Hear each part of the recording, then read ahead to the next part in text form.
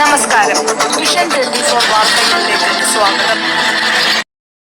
വയനാട്ടിൽ കനത്ത മഴയ്ക്കിടെ ഇന്ന് പുലർച്ചെയുണ്ടായ 2 വൻ ഉരുൾപൊട്ടലുകളിൽ മരണസംഖ്യ 70 കടന്നു.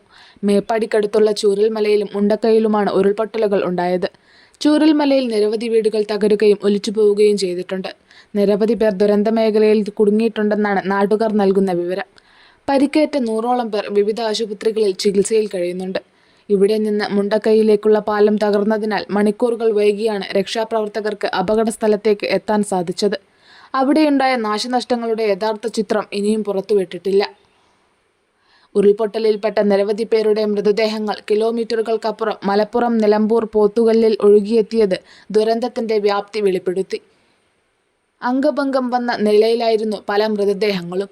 ചാലിയാർ പുഴയിലൂടെ വിവിധ ഭാഗങ്ങളിൽ നിന്നും കണ്ടെത്തിയത് വയനാട്ടിൽ നിന്ന് ഒഴുകിയെത്തിയ മൃതദേഹങ്ങളാണെന്നാണ് സൂചന. വിവരമറിഞ്ഞ് ചൂരൽമലയിലെത്തിയ പോലീസിനും ഫയർഫോഴ്സിനും ജനപ്രതിനിധികൾക്കും നടുക്കുന്ന കാഴ്ചകളാണ് കാണാൻ കഴിഞ്ഞത്.